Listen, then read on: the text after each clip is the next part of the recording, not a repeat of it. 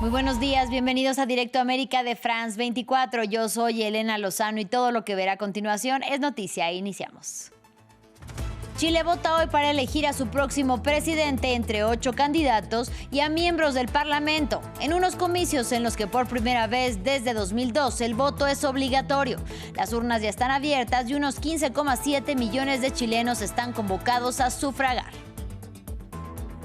Los ecuatorianos votan este domingo un referendo y una consulta popular impulsadas por el gobierno de Daniel Noboa. Deciden sobre el regreso de las bases militares extranjeras que fueron prohibidas desde 2008 y la redacción de una nueva constitución que reemplace a la promovida por el expresidente Rafael Correa.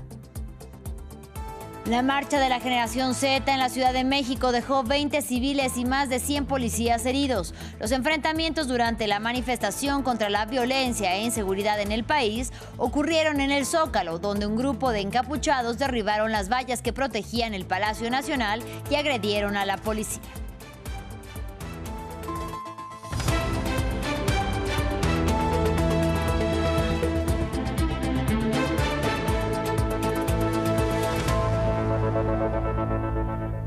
Iniciamos en Chile. 15,7 millones de chilenos están convocados hoy a las urnas. Deben elegir entre 8 candidatos al sucesor del presidente Gabriel Boric y a los miembros del Parlamento. Se trata de unos comicios en los que por primera vez desde 2002 el voto es obligatorio. Vamos a Santiago con nuestro enviado especial Martín Gripo, quien se encuentra en el Estadio Nacional, principal centro de votación de esta capital. Martín, muy buenos días. ¿Qué dicen los chilenos del voto obligatorio y qué impacto podría tener? Adelante. Hola Elena, ¿qué tal? ¿Cómo estás? Muy buenos días, es un placer saludarte, como bien lo anunciabas desde aquí, desde el Estadio Nacional, un punto emblemático para la democracia chilena, ya que, bueno, en la época más oscura, en la dictadura militar de Augusto Pinochet, entre 1973 y 1990, aquí funcionó un centro clandestino de detención y de tortura. En lo que respecta al voto obligatorio, los chilenos en general se ven muy positivos, se muestran muy positivos frente a esta decisión, bueno, en una elección que es la primera elección presidencial desde que se aplicó esta normativa para obligarlos a concurrir a las urnas, en una elección claramente polarizada y donde, bueno, toda la ciudadanía ha mostrado su intención y su necesidad de concurrir a las urnas en una jornada en la que se espera que la participación de todos los chilenos sea muy alta, algo similar a lo que ocurrió en los plebiscitos celebrados años atrás, donde alrededor del 86% del padrón electoral concurrió a las urnas. Bueno, es el panorama a esta hora desde este punto de la capital chilena, donde comenzaron a funcionar las mesas para sufragar a las 8 de la mañana y a las 9 de la mañana, hora local, ya quedaron todos los puntos constituidos para, bueno, recibir a todos los votantes. Elena. Martín, además los chilenos deben de elegir presidente, pero también a diputados y senadores. Cuéntanos acerca de esto. Sí, Elena, además de las 8 opciones que tienen los chilenos, las chilenas para elegir quién será el sucesor o sucesora del presidente Gabriel Boric, también concurren a las urnas para elegir los cargos legislativos. Estamos hablando de 23 senadores que deben elegir, casi la mitad de la Cámara del Senado que se renueva, y 155 diputados, es decir, la totalidad de la Cámara de Diputados. Son algunos de las votaciones que también tendrán que realizar los chilenos que, bueno, se han desplegado todos los centros de votación a lo largo de todo el país andino y austral. Bueno, y ustedes lo están viendo, la gente que se está acercando a las urnas para emitir su sufragio. Muchísimas gracias, como siempre, por tu reporte desde Santiago de Chile. Martín Gripo, estaremos contigo de regreso. Tú vas a seguir minuto a minuto esta jornada electoral. Y en Ecuador, más de 13 millones de ecuatorianos también están llamados a votar este domingo. En un referendo y una consulta popular impulsadas por el gobierno de Daniel Noboa, decidirán sobre 4 temas, y entre ellos el regreso de las bases militares extranjeras que fueron prohibidas desde 2008 y también la redacción de una nueva constitución que reemplace a la promovida por el expresidente Rafael Correa. Conectamos con nuestra corresponsal Carolina Mela. Carolina, muy buenos días. Los ecuatorianos van a las urnas por 4ª vez desde que Daniel Noboa llegó al poder en 2023 y lo hacen en medio de un fuerte despliegue de seguridad. Adelante.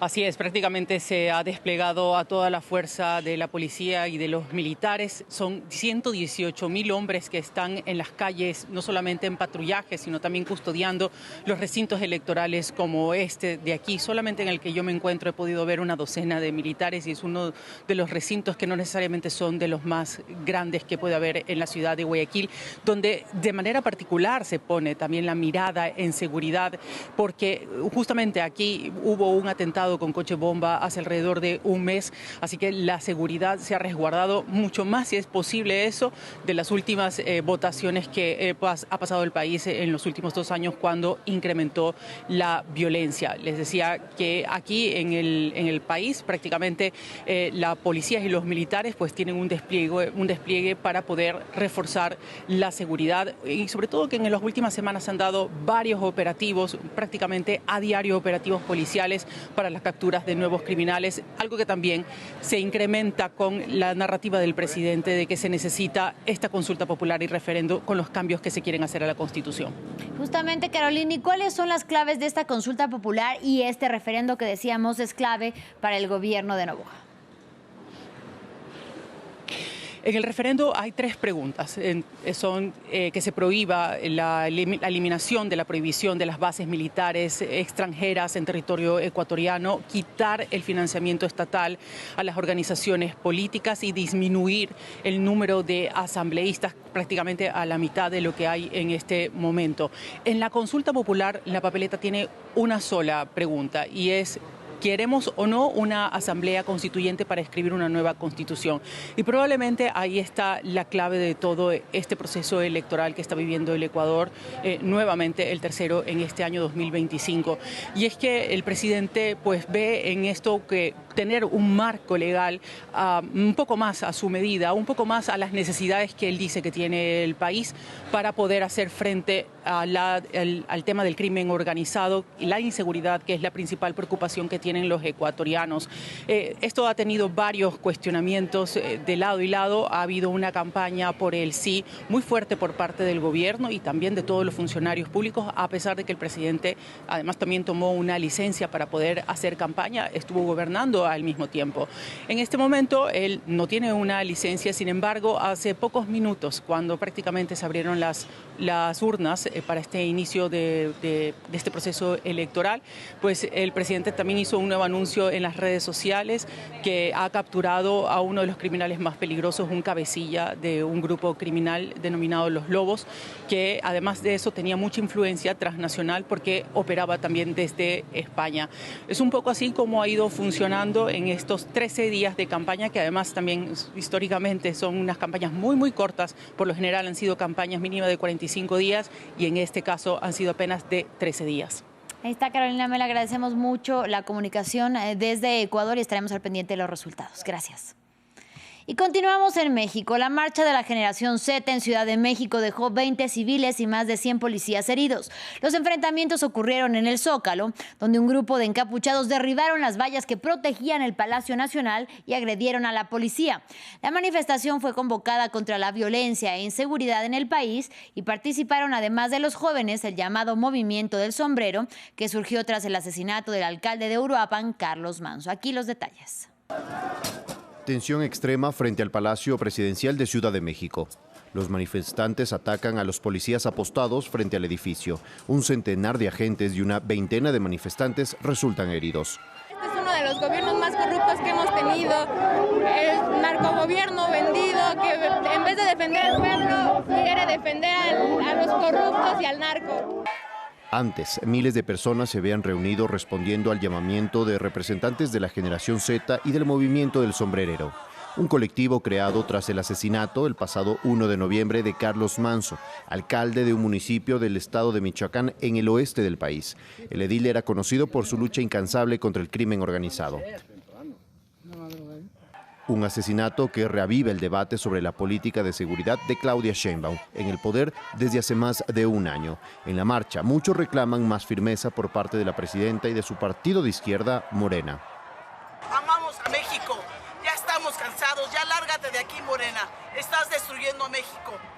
Esto no es México. La jefa de Estado acusa al movimiento de estar financiado por la derecha y la extrema derecha. Esta semana, el gobierno ha reforzado la presencia del ejército en el estado de Michoacán, ya afectado por una serie de asesinatos relacionados con el narcotráfico. A pesar de las críticas, Claudia Sheinbaum goza de una gran popularidad, entre el 70 y el 80% según las encuestas de opinión. Vamos a Medio Oriente. Mientras sigue vigente el frágil cese el fuego en la Franja de Gaza, los israelíes protestaron en distintas ciudades del país para exigir al gobierno del primer ministro Benjamín Netanyahu que permita la creación de una comisión estatal que investigue las responsabilidades internas por los atentados de Hamás del 7 de octubre del 2023. Además, piden el regreso de los restos de los 3 rehenes que aún permanecen en Gaza. Tenemos más detalles en el informe de Daisy Lanza. Rendición de cuentas por el 7 de octubre de 2023. Es el pedido de los israelíes que salieron este sábado a las calles. El principal objetivo de las demandas, el gobierno de Benjamín Netanyahu. So we are here today to demand that the government will form a national investigative committee. Estamos aquí para exigir al gobierno que forme una comisión nacional para investigar los acontecimientos que condujeron al 7 de octubre y a todos los días posteriores. Este gobierno, que estaba en el poder el 7 de octubre y en los años previos, está impidiendo cualquier intento de formar dicha comisión. No quieren rendir cuentas y no lo vamos a permitir. Además, aseguran que el primer ministro quiere influir en la investigación que estaría a cargo de la Knesset, el parlamento israelí. Llevamos ya unos 3 años haciendo esto. Empezamos con la reforma judicial y luego pasó a ser la guerra cuando queríamos que nos devolvieran a nuestros rehenes. Y ahora queremos una investigación nacional. Pero esto solo se puede hacer si nuestro primer ministro Benjamín Netanyahu está de acuerdo. Y no lo está. Él quiere una investigación de la Knesset en la que él mismo nombre a las personas que emitirán los juicios. El diario israelí Haaretz informó de manifestaciones en todo Israel, desde Tel Aviv pasando por Haifa y Kiryat Gat, donde se congregaron antiguos líderes policiales y judiciales, así como ex rehenes y familiares de las víctimas. Los manifestantes también exigieron la devolución de los restos mortales de los 3 rehenes que aún permanecen en Gaza, mientras sigue vigente un frágil cese el fuego y un futuro incierto para el devastado enclave palestino. Finalizamos en España. El sábado en el País Vasco, la selección palestina de fútbol disputó su primer partido en Europa frente a la selección vasca. A pesar de una derrota 3-0 para los palestinos, este evento representó más que un simple juego. Fue una celebración llena de emociones y marcada por homenajes y reclamos de independencia para Palestina. Los detalles en el siguiente informe. Con la cufilla alrededor del cuello, los jugadores palestinos entran al campo del Estadio San Mamés. La casa del Athletic Bilbao está llena para el partido amistoso contra el País Vasco. Antes del encuentro, el primero de su historia en Europa, la selección despliega una pancarta en la que se lee "Stop Genocidio".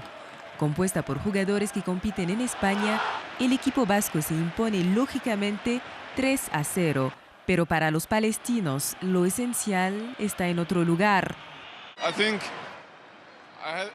Creo que nunca he jugado ante tantas personas y la atmósfera fue genial. Los aficionados son realmente increíbles. Todos cantaban, gritaban. Fue increíble. Un partido para reafirmar el apoyo del País Vasco a la causa palestina. Los ingresos de la venta de entradas se destinarán a asociaciones humanitarias que trabajan en la Franja de Gaza. La mayoría de los jugadores nunca ha vivido en el enclave, devastado desde hace 2 años por el ejército israelí, a diferencia de su entrenador. Mi casa fue destruida durante esta guerra. Todos hemos sido afectados. Mi madre todavía vive en una tienda de campaña. El martes, la selección palestina jugará contra el equipo de Cataluña. La Federación Palestina espera que esta gira por España ayude a atraer la atención sobre la situación en Gaza. La guerra ha diezmado el deporte palestino.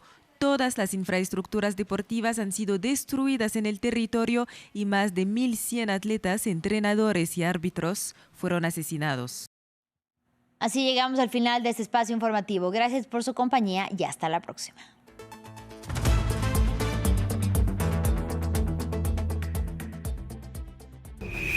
Política, economía, cultura y sociedad.